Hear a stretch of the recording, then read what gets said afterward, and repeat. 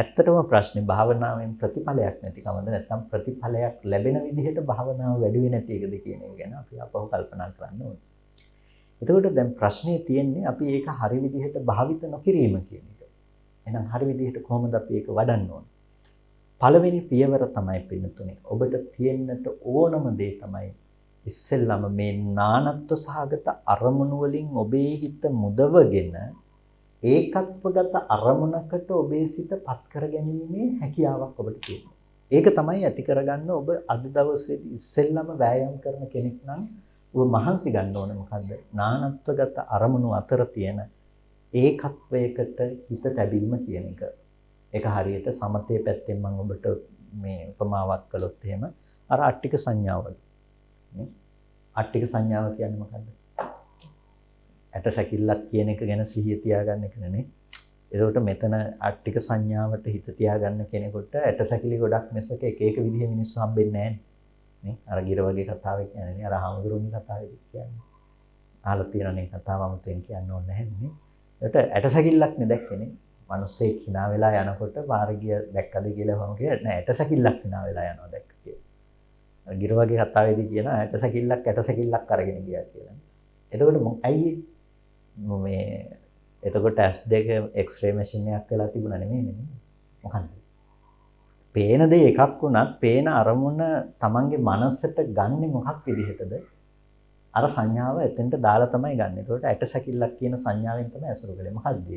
එක එක විදිහේ මිනිස්සු පෙන්වන්නට හිත ඒක ඇසුරු කරගන්නේ ඇටසැකිලි ගොඩක් කියන සංඥාව. ඒක තමයි පින්නතුනේ ඒකත්වය කියලා කිව්වේ.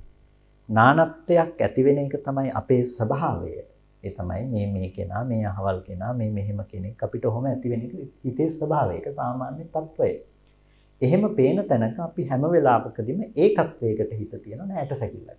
අන්න ඒ වගේ විපස්සනාව සඳහා මනස භාවිත කරන්න යන කෙනෙකුට තියෙන්නට ඕනේ ඒකත්වයක් තමයි පිනතුනේ ස්කන්ධ ටිකක් කියන එක ප්‍රකටව තියෙනවා. අම්මා ඉන්නවා, තාත්තා ඉන්නවා, ගෙවල් දොරවල් තියෙනවා, මේ අපි දන්න හඳුනන දේවල්, හොඳ නරක දේවල්, වටින්න නැති දේවල් තියෙනවා කියලා නානත්වයක් හම්බෙන තැනක ඔබේ හිත ස්කන්ධ ටිකක් කියලා ප්‍රකට කරගන්න පුළුවන්කම තියෙන්නට ඕනෙමයි. ඊට පස්සේ තමයි ඔබට හට ගැනීම වැයවීම ආදී දේවල් දකින්න පුළුවන්කම තියෙන්නේ. එහෙනම් ඔබට දැන් ඔබේ දරුවා ඉන්නවා කියලා පේනකොටම ඔබේ හිත ඊළඟ මොහොත ඊළඟ ක්ෂණේ තියාගන්න පුළුවන් තැනක් එන්න ඕන මොකක් කියලාද?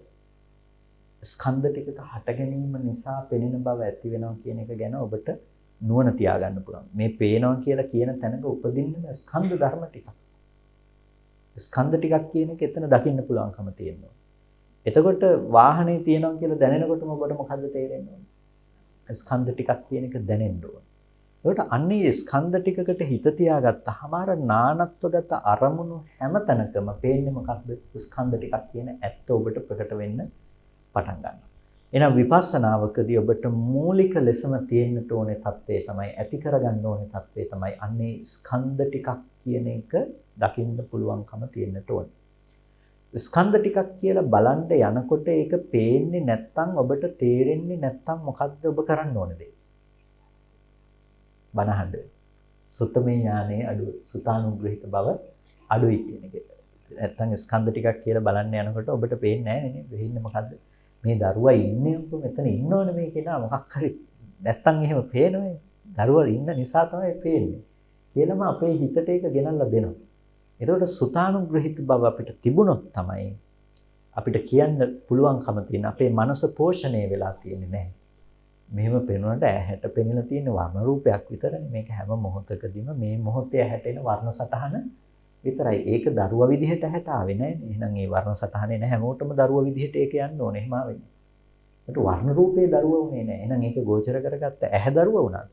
නෑ ඒක දරුවා උනේ නැහැ. එහෙනම් වර්ණයක් ආපු බව දැනගත්ත හිත දරුවා වුණාද? නෑ. එහෙනම් මේ එකක්වත් දරුවා උනේ නැති තැනක නේද මේ දරුවා කියන එක මනසින් අරමුණු කරගෙන විඳින්නේ. එතකොට මම දකින්නවද දරුවා නැත්නම් මම මනසින් දරුවා කියලා අරමුණු කරගත්ත දෙයක් විඳිනවද?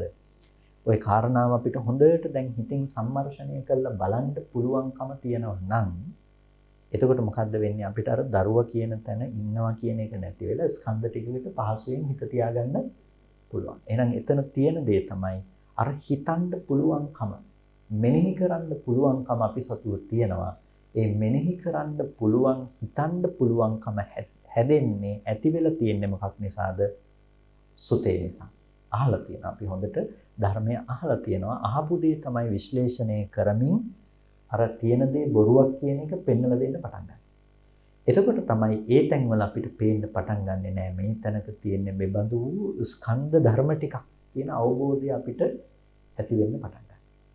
එහෙනම් ඔන්න ඔබේ භාවනාවේ තියෙන පළවෙනිම අධීර ඔබ ඉන්න තැන ඔබට තීරණය කරගන්න පුළුවන් නම්